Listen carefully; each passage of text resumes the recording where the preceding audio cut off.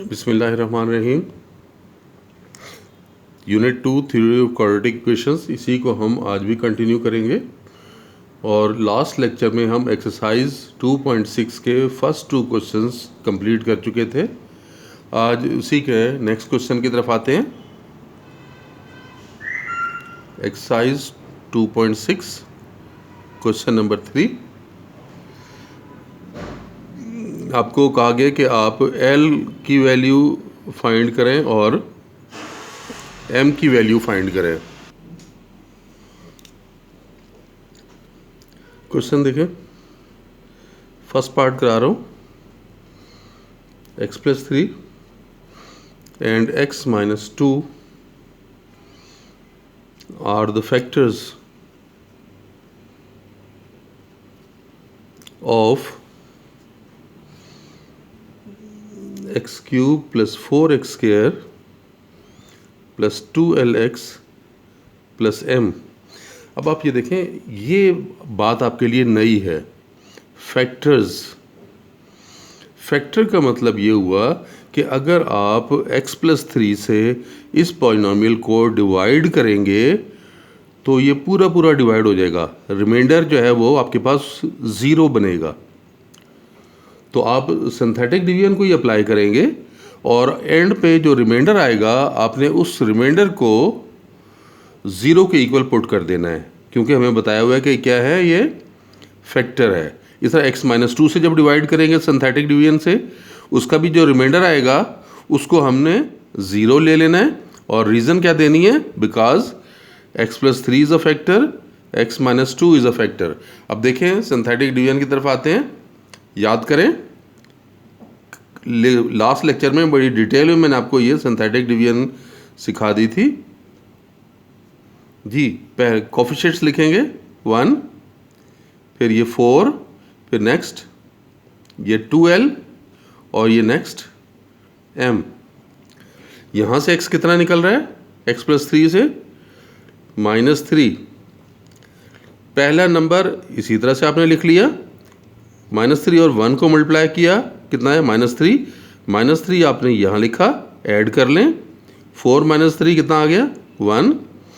फिर आपने -3 से 1 को मल्टीप्लाई किया, -3। फिर आप इससे ऐड करें। ये मैंने कल भी आपको बात बताई थी कि ये 2 और 3 ऐड नहीं हो सकते, क्योंकि 2 के साथ l भी आ रहा है।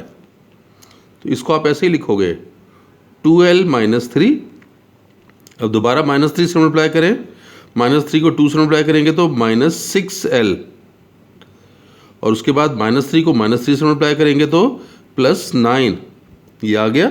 अब इन्हें ऐड करें तो ये देखें, -6l, फिर ये प्लस का m और प्लस का 9।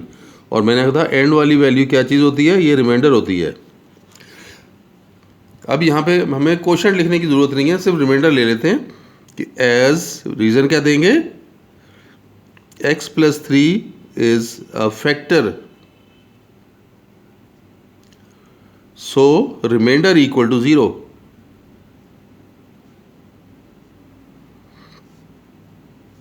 और रिमाइंडर तो ये है, -6l + m + 9 equals to 0। देखिए हम ऐसा करते हैं, यहाँ से अगर m की वैल्यू निकाल लें, m कितना निकलेगा, 6l दूसरी तरफ लेके गए +6l हो जाएगा। 9 आप दूसरी तरफ शिफ्ट करेंगे तो -9 हो गया। ये आपके पास एक इक्वेशन आ गई। अब यही प्रोसेस रिपीट करेंगे इस फैक्टर x-2 के लिए।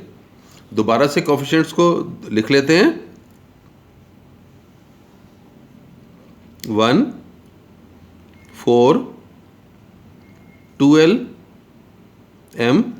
और यहाँ से देखें x की वैल्यू क्या निकलेगी, 2। तो ये 2 लिखें, यहाँ पे डिवाइड कर लेते हैं। अब पहला नंबर उसी तरह आ गया, इन 2 को मल्टीप्लाई किया, 2, वो 2 यहाँ लिखा, ऐड करें 6 हो गया।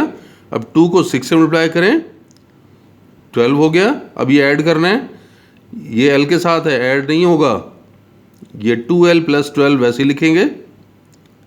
अब ये फिर तो 2 से मल्टीप्लाई करें तो 4l + 24, 2 × 12 24, अभी ऐड करें तो ये 4L प्लस M प्लस 24, तो ये लास्ट वन इज रिमाइंडर। वही लॉजिक दोबारा लिखेंगे, as x minus 2 is a factor, so remainder equals to 0। So remainder equals to 0, और रिमाइंडर हमने निकाला है 4L plus M plus 24 equal to 0। ये इक्वेशन नंबर 2 है। अब आप करो क्या कि आपने M की जो वैल्यू निकाली है यहाँ पे, वो वैल्यू यहाँ पे हम पुट कर देते हैं।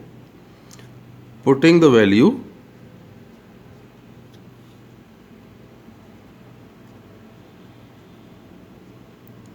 Value of M from equation 1, तो ये देखें क्या आ गया, 4L प्लस M की जगह लिखेंगे, ये देखें 6L माइनस 9, तो ये लिखेंगे 6L माइनस 9, ये M की जगह आ गया। आगे प्लस 24, तो ये प्लस 24 इक्वल टू 0। तो 6L और 4L ये आ गया 10L, और 24 माइनस 9 करेंगे तो कितना बना, 15, ये बन गया। अब L निकालना है आपने, तो 10L इक्वल्स टू माइनस 15, तो L आया माइनस 15 बाय 10, या L equals to minus 3 by 2। ये L की वैल्यू आ गई। आपने क्या किया, माइनस 5 से, ये 5 से डिवाइड किया ना, 5।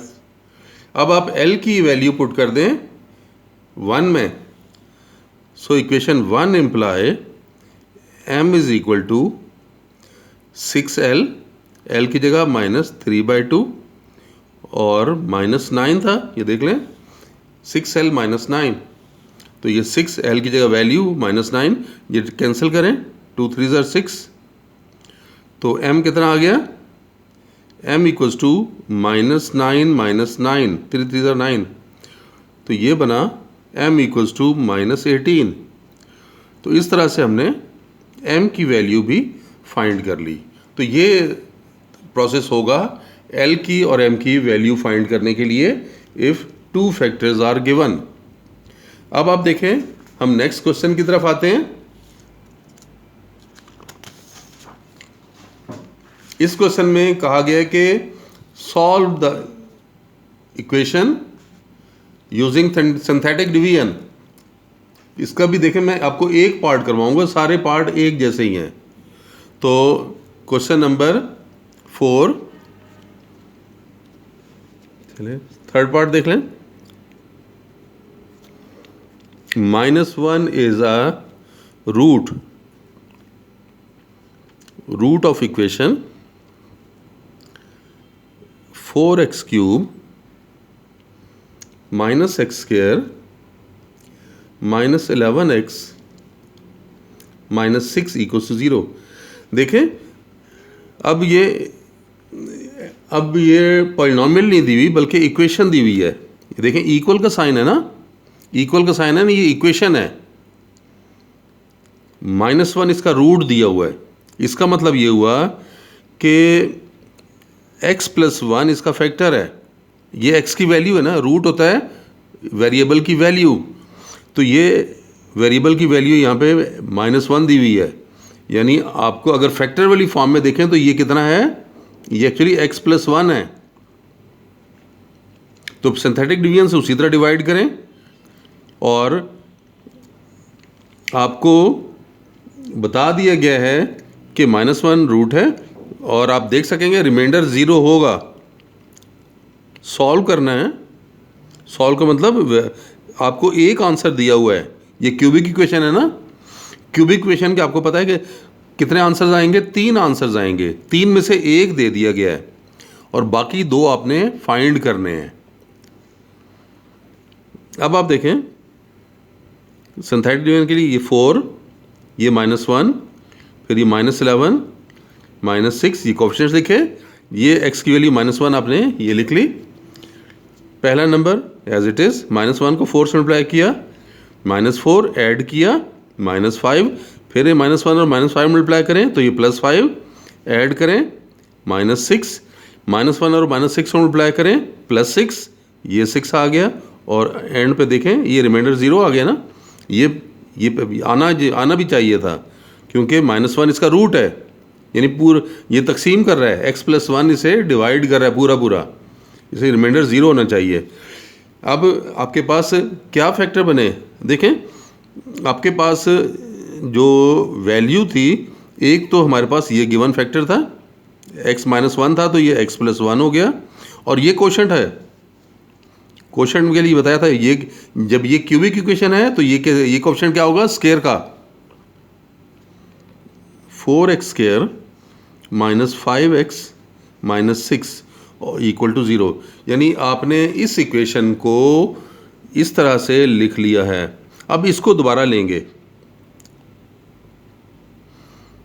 अब यहाँ पर देखें कि हम इसे फैक्टराइज कर सकते हैं ना, इसे आप नंबर 1 का नाम दे दें, क्योंकि ये क्वाड्रेटिक है, फैक्टराइज कर सकते हैं। Consider 4x² - 5x - 6 = 0।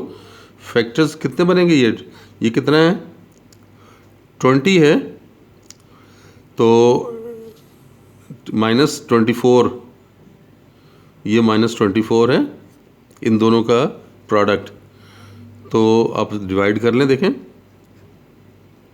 ये 12 हो गया, फिर ये 6 हो गया, फिर ये 2 3 6 हो गया, तो कितना बन रहा है, 2 2 2 8 हो गया, 8 और 3, यानी फैक्टर्स आपके पास क्या बन रहे हैं, 4x² - 8x + 3x - 6। ये मैं आपको फैक्टर्स सिखा चुका हूँ, बार बार प्रैक्टिस कराई थी मैंने आपको, याद करें कि जिन्हें ऐड करने से मिडिल टर्म आए और जिन्हें मल्टीप्लाई करने से प्रोडक्ट आनी चाहिए। तो ये देखें, जब इन्हें ऐड करेंगे -8 और +3 को -5 आ जाएगा, और जब हम -8 और 3 को मल्टीप्लाई करेंगे तो -24। ये मैं आपको प्रोसेस सिखा चुका हूँ। अब आप देखें, ये 4x कॉमन निकला, x - 2, इधर 3 कॉमन ले लें, ये भी x - 2 = 0, तो x - 2 × 4x + 3 = 0। अब यहाँ पे 2 हिस्से हो गए, x - 2 = 0, 4x + 3 = 0। तो देखें x कितना आ गया, यहाँ से 2 हो गया, यहाँ पर -3, और x की वैल्यू -3/4। तो सॉल्व का कहा गया था ना, तो सोल्यूशन सेट आपके पास क्या बन रहा है, एक आंसर तो आपको दिया हुआ था, कौन सा, -1, और 2 आंसर्स आपने और निकाल लिए, तो ये एक आंसर ये है, एक आंसर 2 है, और एक आंसर -3/4 है। समझ आ गया। अब ये क्वेश्चंस खुद से कर सकेंगे ना, इस तरह से आपने ये क्वेश्चंस करने। अब उसके बाद नेक्स्ट में क्वेश्चन नंबर 5 करा रहा हूँ। क्वेश्चन नंबर 5 में वो कह रहा है solve by using synthetic division. यहाँ भी सॉल्व का लफ्ज़ इस्तेमाल हो रहा है, वही बात है। अब आपको 2 रूट दिए हुए हैं, इसका देखें, पहला पार्ट ही आपको करा देता हूँ। 1 and 3 are roots of equation दी हुई है x4 - 10x² + 9 = 0। ये आपको दी हुई है, रूट है, डिवाइड होगा। देखें, अब सिंथेटिक डिवीजन अप्लाई कर रहे हैं। कोफिशिएंट, ये क्यूब, ये 4 पावर के साथ आ गया, क्यूब नहीं है तो 0 हो गई, स्क्वायर -10 आ गया, x नहीं है, x की जगह 0 आ गया, कांस्टेंट 9, ये कांस्टेंट 9। मैंने आपको पहले ही बताया था तरतीब ज़रूरी है, तरतीब नहीं छोड़नी। ये पावर 4 के लिए, ये पावर 3 के लिए, ये पावर 2 के लिए, ये पावर x के लिए, 1 पावर के लिए, और ये कांस्टेंट।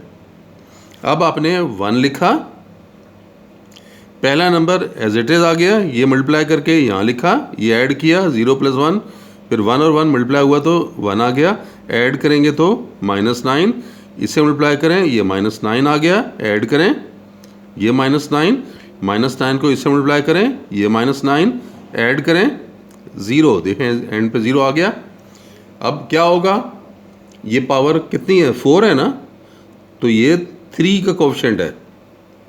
तो आपके फैक्टर्स क्या बन गए, एक तो 1 था तो ये x - 1, यहाँ से कितना आया ये 1x³, फिर प्लस 1x², फिर -9x, फिर -9 और इक्वल टू 0। ये आपके पास इक्वेशन 1 आ गई। यानी आपने इस गिवन इक्वेशन को फैक्टराइज करके ऐसे लिख लिया। अब हम इसको ले लेंगे, इसको फर्दर फैक्टराइज करेंगे, ये जो है ना इसको फर्दर फैक्टराइज करेंगे, दोबारा वही सिंथेटिक डिवीजन अप्लाई कर लें। तो देखें ये मैं यहाँ पे आपको करके दिखा रहा हूँ।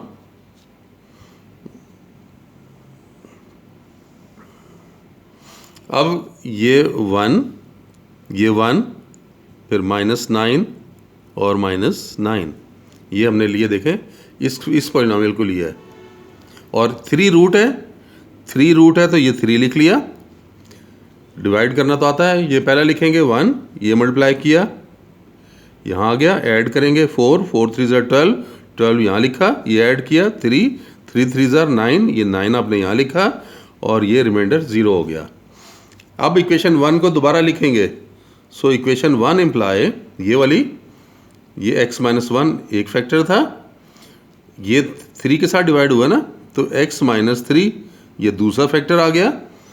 अब ये क्यूबिक थी ना, ये देख लें हमने इसको सिंथेटिकली डिवाइड किया ना, तो ये क्यूबिक है, तो ये जो कोफिशिएंट है ये किसके होंगे, स्क्वायर के। ठीक है, 1x² plus 4x plus 3 equals to 0। ये आपने इक्वेशन को, अब आपने 2 फैक्टर्स तो बना चुके हैं।